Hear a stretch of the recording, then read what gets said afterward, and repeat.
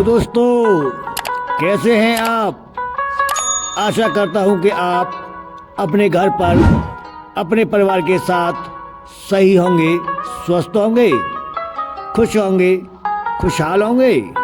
साथियों, मेरा नाम है सुनील चौहान और मैं हूं आपका जर्नी एडवाइज़र।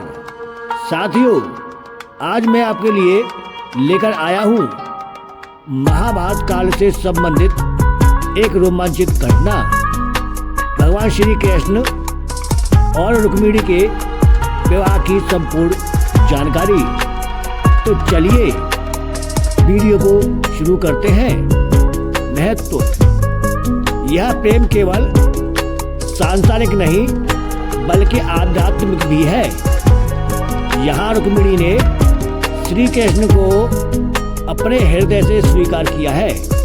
उनका विवाह केवल एक राजनीतिक या पारिवारिक बंधन नहीं था, बल्कि एक आध्यात्मिक संगम था जो धर्म, सत्य और प्रेम का प्रतीक है।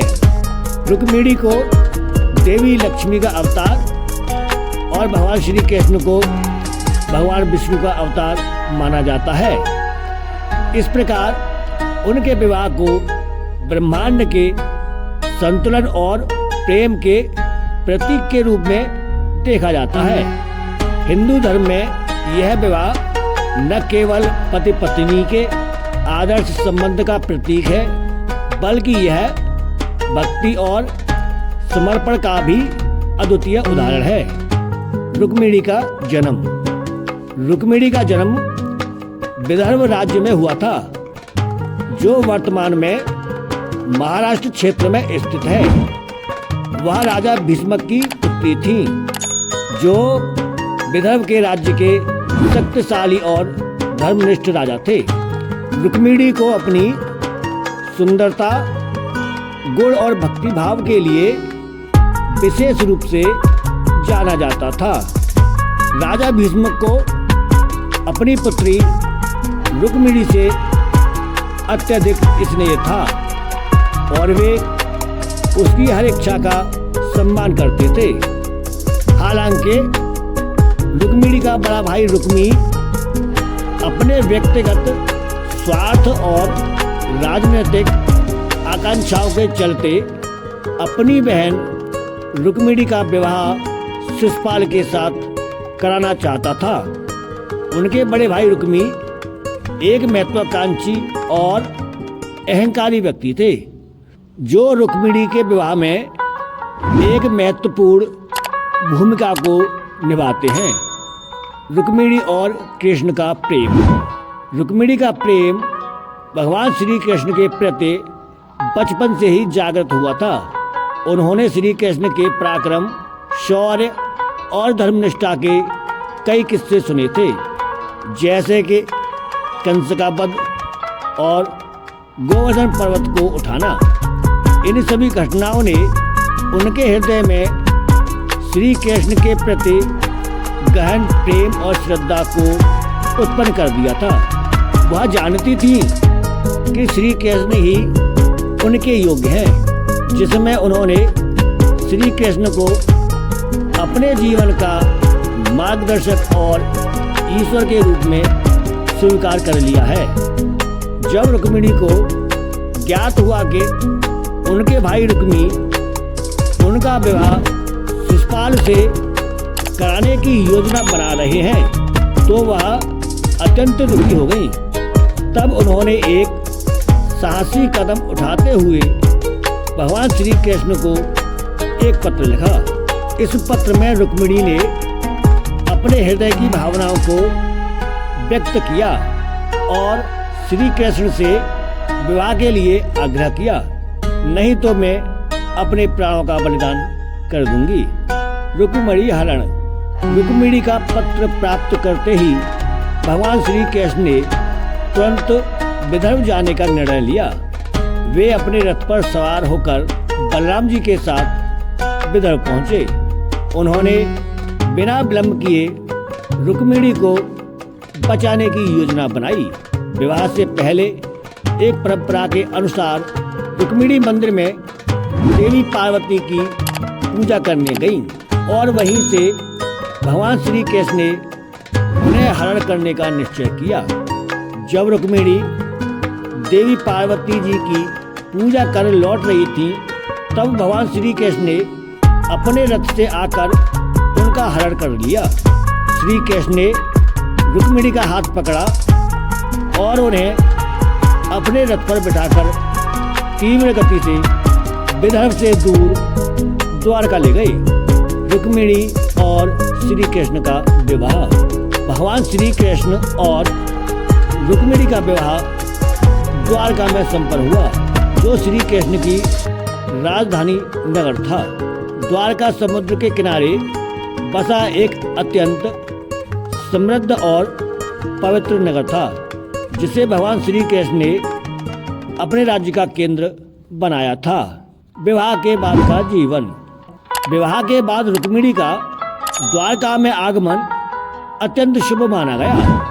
द्वारका नगरी में रुक्मिणी का स्वागत उत्सवपूर्ण ढंग से किया गया और पूरा नगर खुशियों से भर उठा। रुक्मिणी ने अपने प्रेम, समर्पण और शीतलता से द्वारका में अपना विशेष स्थान बना लिया।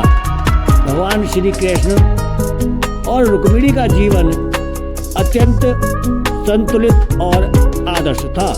श्री कृष्ण द्वारका के राजा थे और राज्य के प्रशासन को कुशलता से संभालते थे।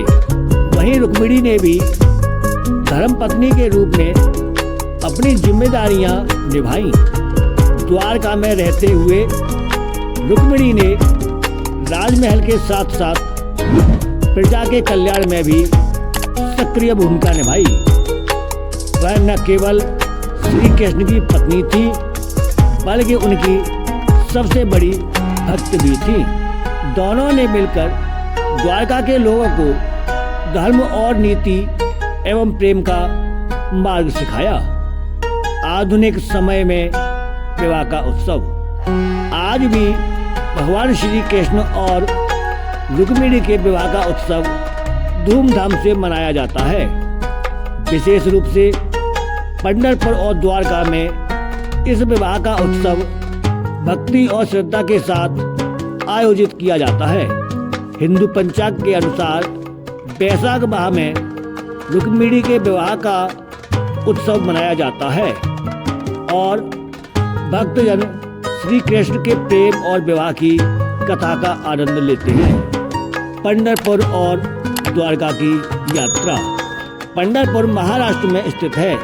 यहाँ भगवान विठ्ठल श्री कृष्ण के रूप में और देवी रुक्मिणी की पूजा होती है।